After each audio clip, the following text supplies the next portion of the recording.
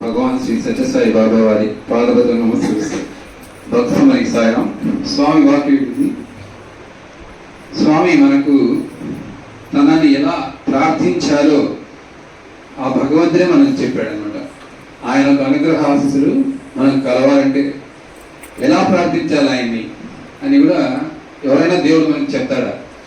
ఈ స్వామి మనకు తెలియజేశాడు అనమాట. కస్తూరికి చెప్పాడు నన్ను ఎలా ప్రార్థించాలి, నా అనుగ్రహం మీకు రావాలంటే ఎలా ప్రార్థించాలని ఎలా చెప్పాడు. అది కూడా డైరెక్ట్గా చెప్పకుండా స్వామి ఆయన బర్త్డే రోజు ఒక లెటర్ రాసి స్వామి ఒక సేవ ఇచ్చి దుఃఖపట్నంలో దాన్ని పోస్ట్ చేయమని చెప్పాడు. కస్తూరి అడ్రస్కి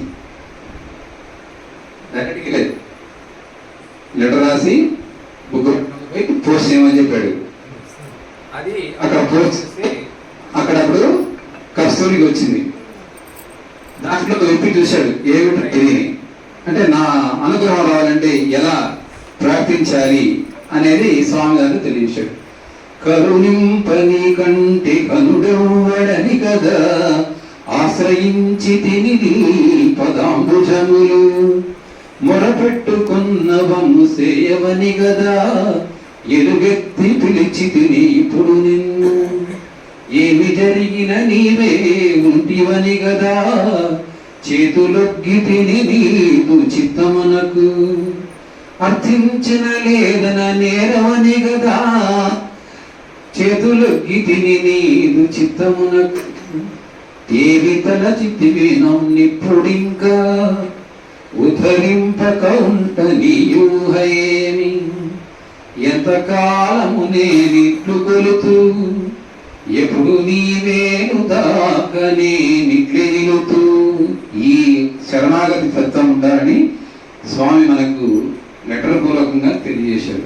సో ఆయన కంటే కరుణించేవాడు ఎవడు లేడు, అందుకే ఆయన పాదాలను పట్టుకున్నామని అనుకోవాలంట. మొదలుపెట్టి గట్టిగా పిలిస్తే నువ్వు వమ్ము చేయమని గట్టిగా పిలవమని చెప్తున్నాడు. అలాగే ఏమి జరిగినా నువ్వే ఉన్నావని అనుకుంటూ నమ్మినాను నేను నా మనమునందా.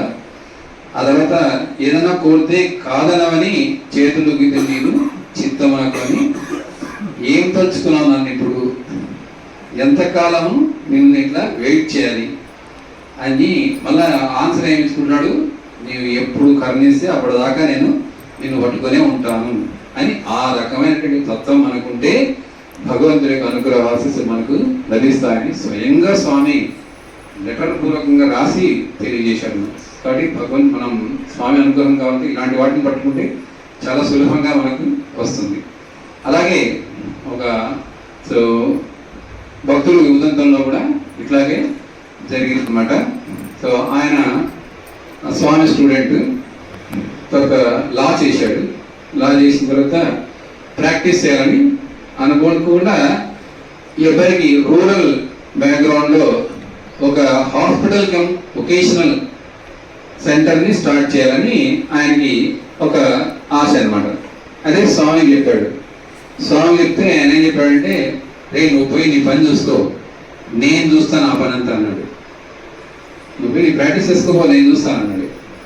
ఇదేంటి స్వామి నాకు ఇంత చాలా ఒక మంచి ఆశయంతో వస్తే నువ్వు వద్దన్నావే అనుకుని సరే ఆయనే ప్రార్థించుకుంటూ వెళ్ళాడు. ప్రాక్టీస్ చేస్తుంటే అక్కడ మా హర్యానాలో ఒక విలేజ్కి వెళ్ళారనమాట.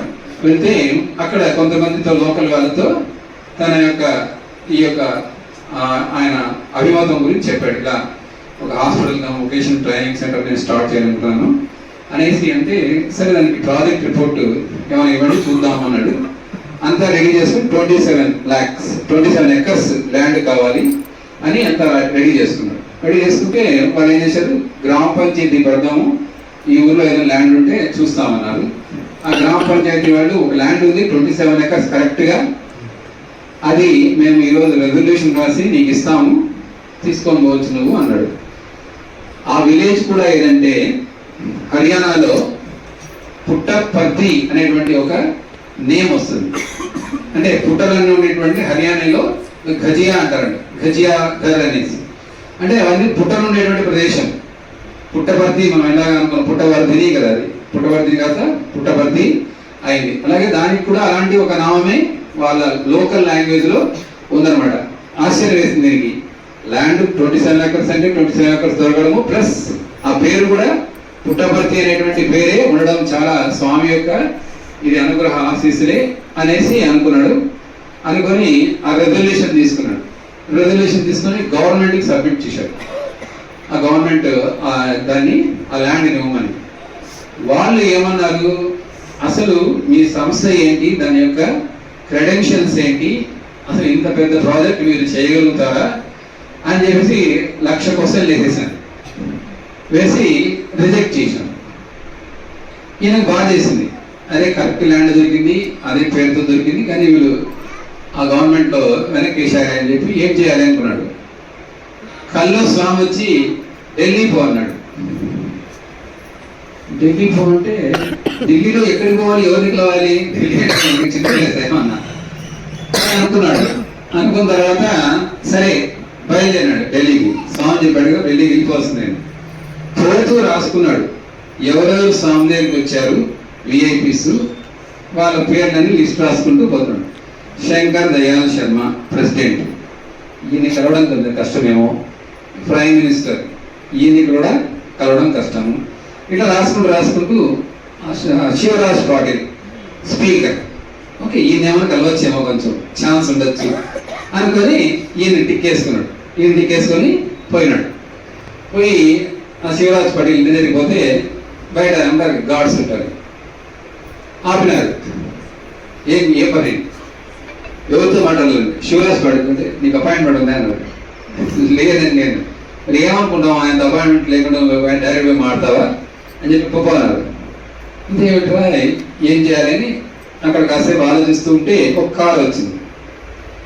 ఆ కారులో నుంచి ఒక వ్యక్తి దిగాడు. ఈయన చూసి, అంటే వైట్ అండ్ వైట్ ఉన్నాడు కదా, సో దిగాడు. దిగి ఏంటి బాబు ఏం సమస్య అని అడిగాడు. అంటే ఇలాగ నేను సత్యసాయి దగ్గర నుంచి వచ్చాను, అక్కడ చదువుకున్నాను, నేను ఒక hospital vocational training centre start చేయాలనుకున్నాను. అక్కడ గ్రామ పంచాయతీ వాళ్ళు రిజర్వేషన్ ఇచ్చారు, బట్ గవర్నమెంట్ దాన్ని రిజెక్ట్ చేసింది, దాని గురించి ఆయనకు చెప్పాలని అనుకుంటున్నానంటే సరే నాతో రా అన్నాడు. కొడుకే కదా ఆయన, కాబట్టి స్ట్రైట్గా తీసుకెళ్ళాడు. ఆయన లోపలికి తీసుకెళ్ళిపోయి మాట్లాడాడు, అంతా చెప్పాడు, ఎక్స్ప్లెయిన్ చేసి చెప్తే అప్పుడు శివరాజ్ పటేల్ ఇమీడియట్గా హర్యానా చీఫ్ మినిస్టర్కి ఒక లెటర్ రాసేసాడు. లెటర్ రాసి హీఈస్ ఫ్రమ్ సత్యసాయి కాలేజ్ కాబట్టి సో ఈ ఇన్స్టిట్యూషన్స్కి చాలా గొప్ప సో క్రెడెన్షియల్స్ ఉన్నాయి, మీరు దాని గురించి డౌటే పడాల్సిన అవసరం లేదు, వాళ్ళు ఏ ప్రాజెక్ట్ చేపట్టినా కూడా అది చాలా సక్సెస్ఫుల్ అవుతుంది, కాబట్టి you can so give that land అని రాసి పెట్టండి. సో తీసుకొని వెళ్ళాడు. వెళ్ళిన తర్వాత చక్కగా ల్యాండ్ వచ్చింది. అట్లా హాస్పిటల్ నిర్మించారు. ఆ హాస్పిటల్లో పేషెంట్స్ అందరూ కూడా మందు కంటే కూడా స్వామి విభూతి కావాలంటారు. ఎందుకంటే స్వామి విభూతి అక్కడ ఎక్కువ క్యూర్ చేస్తూ ఉంది. అక్కడ ఇన్ఛార్జ్ డాక్టర్ ఈ దగ్గరికి వచ్చాడు. కుమార్ వచ్చి నాకు 100 విభూతి పాకెట్స్ కావాలి అన్నాడు. 100 విభూతి పాకెట్స్ అంటే సులభంగా దొరుకుతాయా, ఎవరైనా పుట్టబడికి పోతుంటే నేను వాళ్ళతో చెప్పి తెప్పిస్తాను అన్నాడు. కాదు పేషెంట్స్ అంతా చాలా డిమాండ్ చేస్తున్నారు, నాకు రేపటికి కావాలన్నాడు. ఏమైనా రేపటికి కావాలంటే ఎక్కడి నుంచి వస్తాయి నీకు అన్నాడు. అని స్వామి నువ్వే నీదే భారం అనేసి అనుకున్నాడు. నెక్స్ట్ డే కోర్టుకు వెళ్ళాడు. కోర్టుకు వెళ్ళి కార్ను రివర్స్ చేసి పార్కింగ్లో పెడుతున్నాడు. పెడుతుంటే వెనకాల ఏదో గోల్డెన్ పేపర్స్ కనిపిస్తున్నాయి. మనం విభూతి పాకెట్ చూసాం కదా, గోల్డెన్ ర్యాంపర్ ఉంటుంది దాంట్లో. చూసి ఏమిట్రా ఇది అనేసి విభూతి పాకెట్లు ఉన్నాయనుకున్నాడు. కానీ మళ్ళా అనుమానం వేసింది. రాత్రంతా దాని గురించి ఆలోచించాను కాబట్టి ఉండదులే అనుకుని దిగి మళ్ళీ వెనకెళ్ళినప్పుడు వచ్చి చూశాడు. చూస్తే అక్కడ బస్సగా ఇట్లా విభూతి పాకెట్ పరచబడింది. 99 ఫుల్, ఒకటి ఓపెన్. ఆశ్చర్యపోయినాడు వాడు. 100 ఇంటికి కరెక్ట్గా అక్కడ ఉన్నాయి. ఇలా వచ్చాయి అక్కడికి తెలియదు. సరే ఇమీడియట్గా వాటిని అన్ని తీసుకొని ప్యాక్ చేసుకొని వాళ్ళకి పంపించేశాడు. పంపించేసిన తర్వాత హాస్పిటల్కి వచ్చి చెప్పాడు, ఈ విధంగా చాలా మెరకల్ జరిగింది ఇది. అంటే వీళ్ళ ఫ్రెండ్స్ అండ్ సర్కిల్ అందరికీ చెప్తే ఆ ఫ్రెండ్ ఒకతను చెప్పాడు. ఏం చెప్పాడంటే, నాకు ఒక విభూతి ప్యాకెట్ తీసిపెట్టు, అది మా బ్రదర్లా, అది మా బ్రదర్లా పుట్టపర్తికి వెళ్ళాడు. సిమ్లా ఆ సమితిలో ఆయన కన్వీనర్ అనమాట. అక్కడి నుంచి సిమ్లా సమితికి అని 100 పాకెట్లు తీసుకొని ఆయన బయలుదేరాడు. బయలుదేరితే మిడ్ నైట్ 12 o'clock ఆ ప్రాంతంలో అక్కడ వచ్చి చండీగఢ్లో ఆగింది ఆ బస్సు. ఈతను ఏం చేశాడు, స్వామి ప్రసాదం కదా విభూతి, అందుకని కాళ్ళ కింద అక్కడ పెట్టుకోకుండా దానికి ఒక టికెట్ తీసుకుని దాన్ని సీట్లో పెట్టుకున్నాడు. ఆ విభూతి పాకెట్లో ఆ కార్టూన్ పెట్టుకొని ఉన్నాడు. ఇక్కడ ఆయన ఫ్రెష్ అప్ అవడానికి దిగిపోతే మళ్ళీ వచ్చేసరికి లేదు, కొట్టేసినారు ఎవరో.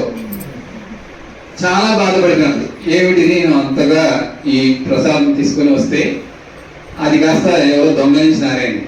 అది ఎవరో దొంగలించింది కాదు, స్వామి.